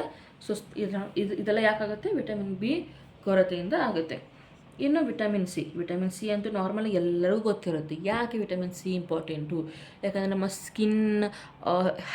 ಸ್ಕಿನ್ ಹೈಡ್ರೇಟ್ಗೋಸ್ಕರ ಇಂಪಾರ್ಟೆಂಟು, ನಮ್ಮ ಸ್ಕಿನ್ ಹೆಲ್ತ್ಗೋಸ್ಕರ ಇಂಪಾರ್ಟೆಂಟು, ನಮ್ಮ ಹೇರ್ ಗ್ರೋತ್ಗೆ, ನಮ್ಮ ಹೇರ್ ಶೈನಿಂಗ್ಗೆ ಇಂಪಾರ್ಟೆಂಟು. ಮತ್ತು ಅದಕ್ಕೆ ಇಂಪಾರ್ಟೆಂಟ್ ಆಗುತ್ತೆ, ಬರೀ ನೀವು ಈ ಥರ ಬ್ಯೂಟಿ ಪ್ರಾಡಕ್ಟ್ಸ್ ಅಷ್ಟೇ ಇಂಪಾರ್ಟೆಂಟ್ ಆಗುತ್ತಾ? ಇಲ್ಲ, ನಮ್ಮ ದೇಹದೊಳಗೆ ರಕ್ತ ಶುದ್ಧಿ ಕೂಡ ಏನಾಗುತ್ತೆ, ವಿಟಮಿನ್ ಸಿ ನಮಗೆ ಬೇಕು. ವಿಟಮಿನ್ ಸಿ ಎಲ್ಲೆಲ್ಲಿ ಸಿಗುತ್ತೆ? ವಿಟಮಿನ್ ಸಿ ಅನ್ನೋದು ಎಲ್ರಿಗೂ ಗೊತ್ತಿರುವಂಥ ಅಂಶಗಳು. ಎಲ್ಲಿ ಸಿಗುತ್ತೆ? ಫ್ರೂಟ್ಸಲ್ಲಿ ಸಿಗುತ್ತೆ. ಯಾವ ಫ್ರೂಟ್ ಸಿಗುತ್ತೆ? ಆರೆಂಜು, ಲೆಮನಲ್ಲಿ ಸಿಗುತ್ತೆ. ಮತ್ತೆಲ್ಲಿ ಸಿಗುತ್ತೆ ಲೆಮನ್? ಆಮೇಲೆ ಇದು ಸೀಬೆಹಣ್ಣು, ಆಮೇಲೆ ಹಸಿಮೆಣಸಿನ್ಕಾಯಿ ಏನಾಗುತ್ತೆ, ನಮಗೆ ವಿಟಮಿನ್ ಸಿ ಸಿಗುತ್ತೆ. ನೆಕ್ಸ್ಟು ವಿಟಮಿನ್ ಡಿ, ಸಿಗುತ್ತೆ ವಿಟಮಿನ್ ಡಿ. ನೆಕ್ಸ್ಟ್ ಏನು? ವಿಟಮಿನ್ ಡಿ ಏಕೆಂದರೆ ಇವಾಗ ಫಾರಿನಲ್ಲಿ ಕೆಲವೊಬ್ರು ಏನು ಮಾಡ್ತಾರೆ, ಫಾರಿನಿಂದ ನಮ್ಮ ಬೀಚ್ ಸೈಡ್ಗೆಲ್ಲ, ನಮ್ಮ ಕರ್ನಾಟಕ ಅಥವಾ ಕೇರಳ, ಗೋವಾ ಇಲ್ಲೆಲ್ಲ ಏನಾಗುತ್ತೆ, ಕೆಲವೊಂದು ಫಾರಿನಿಂದ ಕೆಲವೊಬ್ಬರು ಟ್ರಿಪ್ಪಿಗೆ ಬರ್ತಾರೆ. ಟ್ರಿಪ್ಪಿಗೆ ಬಂದರೆ ಏನು ಮಾಡ್ತಾರೆ, ಬಿಸಿಲಲ್ಲಿ ಮಲ್ಕೊಂಡಿರ್ತಾರೆ ಬಂದು. ಯಾಕೆ ಅವ್ರ ಕಡೆ ಬಿಸಿಲು ಬರಲ್ವಾ, ಅವ್ರ ದೇಶಕ್ಕೆ ಬಿಸಿಲಿರಲ್ವಾ? ಅವರು ಇಲ್ಲಿ ಬರೋದು ಯಾಕಂದರೆ ವಿಟಮಿನ್ ಡಿ ತೊಗೊಳೋಕ್ಕೆ. ಅವ್ರ ದೇಶದಿಂದ ನಮ್ಮ ದೇಶಕ್ಕೆ ಇದ್ದಷ್ಟು ಲಕ್ಷಾಂತರ ರೂಪಾಯಿ ದುಡ್ಡು ಖರ್ಚು ಮಾಡಿ ಬರೋದು ಯಾವುದಕ್ಕೆ? ನಮ್ಮ ದೇಶದಲ್ಲಿ ಒಂದು ಬಿಸಿಲು ತೊಗೊಳಕ್ಕೆ. ಯಾಕಂದರೆ ಅವ್ರ ದೇಶದಲ್ಲಿ ಬರೋ ಬಿಸಿಲು ಬೇರೆ, ನಮ್ಮ ದೇಶದಲ್ಲಿ ಬರೋ ಬಿಸಿಲು ಬೇರೆನಾ? ಇಲ್ಲ, ಒಂದೇ. ಆದರೆ ಪ್ರಕೃತಿ ಅಂದರೆ ನಮ್ಮ ನೇಚರ್ ಹೆಂಗಿದೆ ಅಂದರೆ, ವಿಟಮಿನ್ ಡಿ ಜಾಸ್ತಿ ಇರುವಂಥ ಒಂದು ದೇಶಗಳಲ್ಲಿ ನಮ್ಮ ದೇಶ ಕೂಡ ಒಂದು. ಆಯಿತಾ? ಇದೇನಾಗುತ್ತೆ, ಬಿಸಿಲು ಅಂದರೆ ವಿಟಮಿನ್ ಡಿ ಅಂದರೆ ಏನು? ಬಿಸಿಲು ಅಂದರೆ ಏನು? ಸೂರ್ಯನ ಕಿರಣ. ಏನು ಸೂರ್ಯನ ಕಿರಣ. ಇವಾಗ ನಾವು ಚಿಕ್ಕ ಮಕ್ಕಳಿದ್ದಾಗ ಅಥವಾ ನಾವೇ ನಮ್ಮ ಮನೇಲಿ ಯಾವ್ದೋ ಚಿಕ್ಕ ಮಕ್ಕಳಿದ್ದಾಗ ನಮ್ಮ ಮನೇಲಿ ಅಜ್ಜ ಅಜ್ಜಿ ಎಲ್ಲ ಅಜ್ಜಿ ಅಂದ್ರೆ ಏನು ಮಾಡ್ತಿದ್ರು, ಆ ಚಿಕ್ಕ ಮಗುನ ಕರ್ಕೊಂಡು ಹೋಗಿ ಬಿಸಿಲಲ್ಲಿ ಕೂರಿಸಿ ಎಣ್ಣೆನ ಮೈಯೆಲ್ಲ ಚೆನ್ನಾಗಿ ಸವರಿ ಸ್ವಲ್ಪ ಹೊತ್ತು ಬಿಸಿಲಿಗೆ ಬಿಡ್ತಿದ್ರು ಮಗುನ ಬಿಸಿಲಲ್ಲಿ ತೊಗೊಂಡು ಅವರು ಕೂತ್ಕೋತಿದ್ರು. ಬಿಸಿಲಿಗೆ ಅವರು ಬಿಸಿಲು ಅಂದರೆ ಮಧ್ಯಾಹ್ನ 10 ಗಂಟೆ ಮೇಲಾಗಿರೋ ಬಿಸಿಲಲ್ಲ, ಬೆಳಗ್ಗೆ 10 ಗಂಟೆ ಮೇಲಾಗಿರೋ ಬಿಸಿಲಲ್ಲ, ಬೆಳಗ್ಗೆ ಒಂದು 7 ಗಂಟೆ 8 ಗಂಟೆ 8:30 ತನಕ ಅಷ್ಟೇ ಬಿಸಿಲಿಗೆ ಆ ಮಗುನ ಕರ್ಕೊಂಡೋಗಿ ಕೂತ್ಕೋತಿದ್ರು, ಸ್ವಲ್ಪ ಬಿಸಿಲು ಹತ್ತಲಿ ಮೈಗೆ ಅಂತ. ಯಾಕಂದರೆ ಚಿಕ್ಕ ಮಗು ಇವಾಗ ತಾನೇ ಮೂಳೆಗಳು ಬೆಳೀತಾ ಇರುವಂತಹ ವಯಸ್ಸು, ಮೂಳೆಗಳು ಗಟ್ಟಿ ಆಗಬೇಕಾಗಿರುವಂಥ ವಯಸ್ಸು. ವಿಟಮಿನ್ ಡಿ ಸಿಗೋದ್ರಿಂದ, ಸರಿಯಾದ ಪ್ರಮಾಣದಲ್ಲಿ ಒಬ್ಬ ವ್ಯಕ್ತಿಗೆ ವಿಟಮಿನ್ ಡಿ ಸಿಗೋದ್ರಿಂದ ಏನಾಗುತ್ತೆ, ಮೂಳೆಗಳು ಗಟ್ಟಿ ಆಗ್ತವೆ ಆಯಿತಾ. ಮೂಳೆಗಳು ಗಟ್ಟಿ ಆಗ್ತವೆ, ಇದರಿಂದ ಮೂಳೆಗಳು ಗಟ್ಟಿ ಆಗ್ತವೆ. ಇಲ್ಲಾಂದರೆ ಮೂಳೆಗಳೇನಾಗ್ತವೆ, ವಿಟಮಿನ್ ಡಿ ಏನಾಗಪ್ಪ ಬಿಸಿಲಿದೆ ನಮ್ಮ ಮಗುಗೆ ಬಿಸಿಲಾಗಿ ಬರಲ್ಲ ಅಂತ ಏನು ಮಾಡ್ತೀರಾ ನೀವು, ಮಗುನ ತುಂಬ ಬೆಚ್ಚು ಮೆತ್ತಗೆಲ್ಲ ಮನೇಲಿ ಕೂತ್ಕೊಂಡ್ಬಿಟ್ರೆ ಏನಾಗುತ್ತೆ, ಮುಂದೆ ಮೂಳೆಗಳು ಗಟ್ಟಿ ಆಗಲ್ಲ, ಮೂಳೆಗಳು ಮೆತ್ತಗಾಗ್ಬಿಡ್ತವೆ. ಅದಕ್ಕೇನು ಸರಿಯಾಗಿ ಓಡಾಡೋಕ್ಕೆ ಬರಲ್ಲ, ಯಾವ್ದಾದ್ರು ಸ್ಕೂಲೋ ಕಾಲೇಜ್ ಕಾಂಪಿಟೇಷನ್ದಾಗ ರನ್ನಿಂಗಲ್ಲಿ ಓಡೋಕ್ಕೆ ಬರಲ್ಲ, ಸೈಕಲ್ ಹೊಡ್ಯೋಕ್ಕೆ ಬರಲ್ಲ, ನಡೆದಾಡೋಕ್ಕೆ ಬರಲ್ಲ, ಬೆನ್ನು ಏನಾಗುತ್ತೆ ಬೇಗ ಬಾಕೊಂಡು ಬಿಡುತ್ತೆ. ವಯಸ್ಸಾದ್ಮೇಲೆ ಬಾಗಬೇಕಾಗಿರೋ ಬೆನ್ನು ಮೂಳೆ ವಯಸ್ಸಲ್ಲೇ ಬಾಕೊಂಡ್ಬಿಡುತ್ತೆ. ಈ ಥರ ಎಲ್ಲ ಆಗುತ್ತೆ. ಒಂದು ಸೂರ್ಯನ ಕಿರಣದಿಂದ ಸಿಗುತ್ತೆ, ಇನ್ನೊಂದರಿಂದ ಸಿಗುತ್ತೆ, ಹಾಲಲ್ಲಿ ಸಿಗುತ್ತೆ. ಈಗ ಚಿಕ್ಕ ಮಕ್ಕಳಾದರೆ ಬಿಸಿಲಲ್ಲಿ ಕೂರಿಸ್ಬೋದು. ವಯಸ್ಸಾದಮೇಲೆ ಕೆಲವರಿಗೆ ಮೊಣಕಾಲು ನೋವು, ಬೆನ್ನು ನೋವು, ಮೂಳೆ ನೋವೆಲ್ಲ ಶುರು ಆಗುತ್ತೆ. ಅವಾಗ ಏನು ಮಾಡ್ತಾರೆ, ಡಾಕ್ಟ್ರ್ ಹತ್ರ ಏನಂತಾರೆ, ಹಾಲು ಕುಡೀರಿ, ಆಮೇಲೆ ಎಗ್ಸ್ ತಿನ್ನಿ ಅಂತಾರೆ. ಇಲ್ಲಾಂದರೆ ಏನಂತಾರೆ, ಫಿಶ್ ಆಯಿಲ್ ಅಂತ ಇರುತ್ತೆ, ಫಿಶ್ ಆಯಿಲ್ ಯೂಸ್ ಮಾಡಿ ಅಂತಾರೆ. ಈಗ ವೆಜಿಟೇರಿಯನ್ ಏನು ಮಾಡ್ತಾರೆ, ಹಾಲು ಕುಡಿತಾರೆ, ಬಿಸಿಲಿಗೆ ಕೂತ್ಕೊಂಡು ಹಾಲು ಕುಡಿತಾರೆ. ಈಗ ವೆಜಿಟೇರಿಯನ್ ಫಿಶ್ ಆಯಿಲ್ ಅಂತೂ ಫಿಶ್ ಹೆಸರು ಕೇಳಿದ್ರೇ ಇದು ಒಂಥರ ಮಾಡೋರು, ಇನ್ನು ಫಿಶ್ ಆಯಿಲ್ ತಿಂತಾರ. ಅದಕ್ಕೇನು ಮಾಡ್ತಾರೆ, ಕೆಲವೊಂದು ವಿಟಮಿನ್ ಡಿ ಇರುವಂಥ ಟ್ಯಾಬ್ಲೆಟನ್ನು ಕೊಡ್ತಾರೆ. ಆ ವಿಟಮಿನ್ ಡಿ ಟ್ಯಾಬ್ಲೆಟಲ್ಲಿ ಏನಿರುತ್ತೆ, ಇದೇ ಫಿಶ್ ಆಯಿಲಿಂದ ಮಾಡಿ ಏನು ಮಾಡ್ತಾರೆ, ಟ್ಯಾಬ್ಲೆಟ್ ಇರುತ್ತೆ. ಬಟ್ ಅದು ನಾನ್ ವೆಜ್ ಅಲ್ಲ, ಅದು ವೆಜ್ಜೇ. ಈಗ ಜೀವದ ಮೇಲೆ ಬಂದಾಗ ವೆಜ್ ನಾನ್ ವೆಜ್ ಅಂತ ಹೆಂಗೆ ಯೋಚನೆ ಮಾಡ್ತಾರೆ, ಆಟ ಯೋಚನೆ ಮಾಡೋಕ್ಕಾಗತ್ತಾ? ನಮ್ಮ ಜೀವ ಉಳಿಸ್ಕೊಳ್ಳೋದ್ ಬಗ್ಗೆ ನಾವು ನೋಡ್ತೀವಿ. ಈ ಮೂಳೆಗಳು ಮೆತ್ತಗಾಗ್ತಾವಲ್ಲ ವಿಟಮಿನ್ ಡಿ ಕೊರತೆಯಿಂದ, ಅದಕ್ಕೇನಂತೀವಿ, ರಿಟೆಕ್ಸ್ ರೋಗ ಅಂತೀವಿ. ಏನಂತೀವಿ, ರಿಟೆಕ್ಸ್ ರೋಗ ಅಂದರೆ ಏನು, ಮೂಳೆಗಳು ಸಾಫ್ಟ್ ಆಗೋದು, ಮೂಳೆಗಳು ಮೃದುವಾಗೋ ರೋಗಕ್ಕೆ ನಾವೇನಂತೀವಿ, ರಿಟೆಕ್ಸ್ ರೋಗ ಅಂತೀವಿ. ಆಯಿತಾ. ಈಗ ನೆಕ್ಸ್ಟ್ ಇದೆಲ್ಲ ಗೊತ್ತಾಯ್ತಾ, ಕಾರ್ಬೋಹೈಡ್ರೇಟು, ಪ್ರೋಟೀನು, ಕೊಬ್ಬು, ವಿಟಮಿನ್ಸು ಏನೇನಂತ. ಈಗ ನೆಕ್ಸ್ಟ್ ಏನು, ಖನಿಜ ಪದಾರ್ಥ.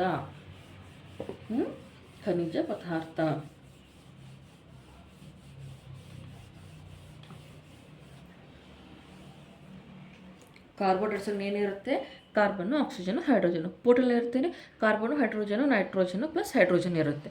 ಒಂದೇನ ನೈಟ್ರೋಜನ್ ಒಂದು ಎಕ್ಸ್ಟ್ರಾ ಮಾಡ್ತೀವಿ, ಪ್ರೋಟೀನಲ್ಲಿ ಬರುತ್ತೆ. ಆಯಿತಾ. ಇನ್ನು ನೆಕ್ಸ್ಟ್ ಇದು ಖನಿಜಗಳು ಎಲ್ಲಿಂದ ಸಿಗ್ತದೆ. ಖನಿಜ ಅಂದರೆ ನಮಗೆ ತಲೆಯಲ್ಲಿ ಏನು ಬರುತ್ತೆ, ಭೂಮಿಲಿ ಸಿಗುವಂಥದ್ದು ಅಂತ ನೆನಪು ಬರುತ್ತೆ. ಖನಿಜ ಪದಾರ್ಥಗಳನ್ನ ನಮಗೆ ಫಸ್ಟ್ ತಲೆಯಲ್ಲಿ ಥಾಟ್ ಏನು ಬರುತ್ತೆ, ಭೂಮಿಯಲ್ಲಿ ಸಿಗುವಂತಹದ್ದು, ಭೂಮಿಯಲ್ಲಿ ಸಿಗುವಂಥ ಪದಾರ್ಥಗಳು ಯಾವ್ಯಾವ ಸಿಗುತ್ತೆ ಭೂಮಿಯಲ್ಲಿ, ಶುಂಠಿ, ಆಮೇಲೆ ಉಪ್ಪು, ಇವೆಲ್ಲ ಏನು ನಮ್ಮ ಭೂಮಿಯಲ್ಲಿ ಸಿಗುವಂಥ ಪದಾರ್ಥಗಳು, ನಾವೇನಂತೀವಿ ಇದಕ್ಕೆ ಖನಿಜ ಪದಾರ್ಥಗಳು ಅಂತೀವಿ. ಈ ಖನಿಜ ಪದಾರ್ಥ ಉಪ್ಪು, ಅಯೋಡಿನ್ ಏನಂತೀವಿ, ಅಯೋಡಿನ್. ಇವಾಗ ಅಯೋಡಿನ್ ಕಡಿಮೆ ಆದರೆ ಏನಾಗುತ್ತೆ, ಗಂಟ್ಲು ನೋವು ಬರುತ್ತೆ. ಗಂಟ್ಲು ಅದಕ್ಕೇನಂತೀವಿ ನಾವು, ಗಂಟ್ಲು ಊದ್ಕೊಂಡ್ಬಿಡುತ್ತೆ, ಗಂಟ್ಲು ನೋವು ಬರುತ್ತೆ, ಗಂಟ್ಲು ಊದ್ಕೊಂಡ್ಬಿಡುತ್ತೆ. ಅದಕ್ಕೆ ನಾವೇನಂತೀವಿ, ಗಳಗಂಡ ರೋಗ ಯಾಕೆ ಬರುತ್ತೆ, ನಮ್ಮ ಬಾಡಿಯಲ್ಲಿ ಈ ಅಯೋಡಿನ್ ಕಡಿಮೆ ಆದರೆ ಏನಾಗುತ್ತೆ ಅಂದರೆ, ನಮ್ಮ ಬಾಡಿಲಿರೋ ಥೈರಾಯ್ಡ್ ಗ್ರಂಥಿ ಏನಾಗುತ್ತೆ, ವೀಕ್ ಆಗುತ್ತೆ, ಊದ್ಕೊಂಡ್ಬಿಡುತ್ತೆ. ಈ ಥೈರಾಯ್ಡ್ ಗ್ರಂಥಿ ಊದ್ಕೊಂಡು ವೀಕ್ ಆದರೆ ಏನಾಗುತ್ತೆ, ನಮಗೆ ಗಳಗಂಡ ರೋಗ ಬರುತ್ತೆ. ಇದಕ್ಕೇನಂತೀವಿ ನಾವು, ಗಳಗಂಡ ರೋಗ ಅಂತೀವಿ. ಇದು ಗಂಟ್ಲು ಊದ್ಕೊಂಡ್ಬಿಡುತ್ತೆ. ಆಯಿತಾ. ಅಯೋಡಿನ್ ಕಡಿಮೆ ಆದರೆ ಏನಾಗುತ್ತೆ, ಗಂಟ್ಲು ಊದ್ಕೊಂಡ್ಬಿಡುತ್ತೆ, ಥೈರಾಯ್ಡ್ ಗ್ರಂಥಿ ಸರಿಯಾಗಿ ಕೆಲಸ ಮಾಡಲ್ಲ. ಅದಕ್ಕೆ ಡಾಕ್ಟರ್ ಏನು ಮಾಡ್ತಾರೆ, ಸ್ವಲ್ಪ ಉಪ್ಪು, ಟಾಟಾ ಉಪ್ಪು ತಿನ್ನಿ, ಆ ಉಪ್ಪು ತಿನ್ನಿ, ಈ ಉಪ್ಪು ತಿನ್ನಿ ಅಂತಾರೆ. ಉಪ್ಪನ್ನೇ ಯಾಕೆ ಹೇಳ್ತಾರೆ ಅಂದರೆ, ಅಯೋಡಿನ್ಗೆ ಮೇನ್ ಸೋರ್ಸ್ ಏನು ಉಪ್ಪು. ಆಯಿತಾ. ಹಾಗೆ ಕೆಲವೊಂದು ಏನಿದ್ದಾವೆ, ಕಬ್ಬಿನಾಂಶ ಕಬ್ಬಿನಾಂಶ ಪದಾರ್ಥಗಳು ಆಯಿತಾ. ಕಬ್ಬಿನಾಂಶ ಪದಾರ್ಥ, ಕಬ್ಬಿನಾಂಶ ಅಂದರೆ ಕಬ್ಬಿಣನೇ ಅಲ್ಲ, ಕಬ್ಬಿನ ಹಂಗಲ್ಲ. ನಮ್ಮ ಸ್ಕೂಲಲ್ಲಿ ಈ ಪಾಠ ಹೇಳುವಾಗ ಕಬ್ಬಿನಾಂಶ ಕಡಿಮೆ ಇರುವಂತಹ, ಕಬ್ಬಿನಾಂಶ ಬಾಡಿಲಿ ಕಡಿಮೆ ಆದರೆ ಏನೇನಾಗುತ್ತೆ ಅಂತ ಹೇಳುವಾಗ ಒಂದು ಮಗು ಹೇಳ್ತು, ಹಂಗಾದರೆ ಮ್ಯಾಮ್ ನಾವು ಈ ಗೇಟ್ ಮಾಡೋಕ್ಕೆ ಯೂಸ್ ಮಾಡುವಂತಹ ಇದು ತಿನ್ನಬೇಕಾ ಅಂತ ಕೇಳ್ತು ಮಗು. ಆ ಥರ ಅಲ್ಲಪ್ಪ ಅಂತ ನಂಗೆ ನಗು ಬರುತ್ತೆ. ಕಬ್ಬಿನಾಂಶ ಅಂದರೆ ಆ ಮಗು ಹಂಗೆ ಕೇಳುತ್ತೆ, ಕಬ್ಬಿಣ ತಿನ್ನಬೇಕಾ ಅಂತ ಕೇಳುತ್ತೆ. ಅಲ್ಲ, ಈಗ ಇದೇ ಈ ಥರ ಈ ಸ್ಕೂಲಲ್ಲಿ ಟ್ಯಾಬ್ಲೆಟ್ ಕೊಟ್ಟಿರ್ತೀವಿ ಮಕ್ಕಳಿಗೆ, ಆ ಮಕ್ಕ ಕೂಡ ಇದರಲ್ಲಿ ಈ ವಿಟಮಿನ್ ಇದೆ, ಆ ವಿಟಮಿನ್ ಇದೆ. ಸೊ ಹಾಗೆ ನಾವು ABCD ಅಂತ ತಿನ್ಬೋದಿಲ್ಲ ಮೇಡಮ್, ಟ್ಯಾಬ್ಲೆಟ್ ಹಾಕಿ ತಿನ್ನಬೇಕು ಅಂತ ಕೇಳ್ತಾರೆ ಮಕ್ಕಳು. ಹಾಗೆ ಕಬ್ಬಿನಾಂಶ ಇರುವಂತಹ ಫುಡ್ ಯಾವುದಾದಿರುತ್ತೆ? ಸೊಪ್ಪು, ಯಾವುದು? ಸೊಪ್ಪು, ಆಮೇಲೆ ನುಗ್ಗೆಕಾಯಿ, ಆಮೇಲೆ ಸೀಬೆಕಾಯಿ, ಇದೆಲ್ಲ ಏನು ಕಬ್ಬಿನಾಂಶ ಜಾಸ್ತಿ ಇರುವಂತಹ ಒಂದು ನಮ್ಮ ಆಹಾರ ಪದಾರ್ಥಗಳು. ಕಬ್ಬಿನಾಂಶ ಕಡಿಮೆ ಆದರೆ, ಕಬ್ಬಿನಾಂಶ ಡೆಫಿಷಿಯನ್ಸಿಯಿಂದ ಬರುವಂತಹ ರೋಗ ಯಾವುದು? ಡೆಫಿಷಿಯನ್ಸಿ ಅಂದರೆ ಆ ಅಂಶ ನಮ್ಮ ಬಾಡಿಲಿ ಕಡಿಮೆ ಆಗೋದು, ಕಡಿಮೆ ಪ್ರಮಾಣಕ್ಕಿಂತ ಕಡಿಮೆ ಆಗೋದಕ್ಕೆ ನಾವೇನಂತೀವಿ? ಡೆಫಿಷಿಯನ್ಸಿ ಅಂತೀವಿ. ಕಬ್ಬಿನಾಂಶ ಕಡಿಮೆ ಆಗೋದ್ರಿಂದ ನಮಗೆ ಏನು ಬರುತ್ತೆ? ಅನಿಮಿಯಾ ಬರುತ್ತೆ. ಅಂದ್ರೇನು? ವೀಕ್ನೆಸ್ಸು. ಅನಿಮಿಯಾ ಅಂದರೆ ರಕ್ತದ ಕೊರತೆ. ಏನಾಗುತ್ತೆ? ಅನೇಮಿಯಾ ಅಂದರೆ ರಕ್ತದ ಕೊರತೆ ಆಗುತ್ತೆ ಕಬ್ಬಿನಾಂಶ ಕಡಿಮೆ. ಅದಕ್ಕೆ ನಾವೇನು ಮಾಡ್ತೀವಿ? ಜಾಸ್ತಿ ಕಬ್ಬಿನಾಂಶ ಇರುವಂಥ ಸೊಪ್ಪು, ನುಗ್ಗೆಕಾಯಿ, ಸೀಬೆಕಾಯಿ, ಪಪ್ಪಾಯ ಎಲ್ಲ ತಿಂತೀವಿ. ನೆಕ್ಸ್ಟು ಕ್ಯಾಲ್ಸಿಯಂ ಕಡಿಮೆ ಆದರೆ, ಏನು ತಿಂತೀವಿ? ಹಾಲು, ಮೊಟ್ಟೆ ತಿಂತೀವಿ. ಕಬ್ಬಿನಾಂಶಕ್ಕೆ ಇನ್ನೊಂದು ಅಂದರೆ ಬೆಲ್ಲ ತಿನ್ನಬೇಕು. ಬೆಲ್ಲ ಅಂದರೆ ಯಾವುದೇ ಕೆಮಿಕಲ್ ಮಿಕ್ಸ್ ಮಾಡದೇ ಇರುವಂತಹ ಬೆಲ್ಲ, ಪ್ಯೂರ್ ಬೆಲ್ಲ, ಆರ್ಗ್ಯಾನಿಕ್ ಬೆಲ್ಲ ಅಂತಾರಲ್ಲ, ಇವಾಗಿನ ಭಾಷೆಯಲ್ಲಿ ಆರ್ಗ್ಯಾನಿಕ್ ಬೆಲ್ಲ ಅಂತಾರೆ. ಅಂತಹ ಒಂದು ಬೆಲ್ಲ ನಾವೇನು ಮಾಡಬೇಕು? ತಿನ್ನಬೇಕು ಈ ಕಬ್ಬಿನಾಂಶಕ್ಕೆ. ನೆಕ್ಸ್ಟು ಇಷ್ಟೆಲ್ಲ ಆಯಿತಾ? ಇವಾಗ ಖನಿಜ ಪದಾರ್ಥಗೆಲ್ಲ ಆಯಿತು. ಇವಾಗ ಇಷ್ಟಕ್ಕೆ ನೆಕ್ಸ್ಟ್ ಏನಂದರೆ, ಇದೆಲ್ಲ ನಮ್ಮ ಬಾಡಿಗೆ ಬೇಕು. ಯಾಕೆ ಬೇಕು? ನಮ್ಮ ದೇಹ ಸರಿಯಾಗಿ ಕೆಲಸ ಮಾಡೋದಕ್ಕೆ, ಆಯಿತಾ? ಈ ಪೋಷಕಗಳು ನಮ್ಗೆ ಯಾಕೆ ಬೇಕಾಗುತ್ತೆ? ಏನೋ ಪೋಷಕಗಳು ಅಂತ ತಿಳ್ಕೊಂಡ್ರಿ. ಹಾಗಾದರೆ ಈ ಪೋಷಕಗಳು ನಮ್ಮ ದೇಹಕ್ಕೆ ಯಾಕೆ ಬೇಕು?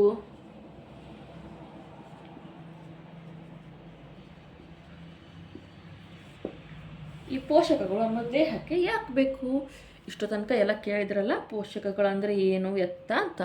ಇವಾಗ ನೀವು ನನಗೆ ಹೇಳಬೇಕು, ಈ ಪೋಷಕ ನಮಗೆ ಯಾಕೆ ಬೇಕು, ಯಾಕೆ ಬೇಕು ಅಂತ ನೀವು ನನಗೆ ಕಮೆಂಟಲ್ಲಿ ಹೇಳಿ. ನಾನು ನೆಕ್ಸ್ಟು ನಾಳೆ ಕ್ಲಾಸಲ್ಲಿ ಪೋಷಕಗಳು ನಮಗೆ ಯಾಕೆ ಬೇಕು ಅಂತ ಹೇಳ್ತೀನಿ. ಆಮೇಲೆ ಪ್ಲೀಸ್ ನನ್ನ ವೀಡಿಯೋನ ಆದಷ್ಟು ಶೇರ್ ಮಾಡಿ, ಲೈಕ್ ಮಾಡಿ, ಕಮೆಂಟ್ ಮಾಡಿ, ಮತ್ತು ಶೇರ್ ಮಾಡಿ ಅಂತ ನಿಮ್ಮ ಫ್ರೆಂಡ್ಸ್ಗೆ ಸಬ್ಸ್ಕ್ರೈಬ್ ಮಾಡೋಕ್ಕೆ ಹೇಳಿ. ಓಕೆನಾ? Thank you.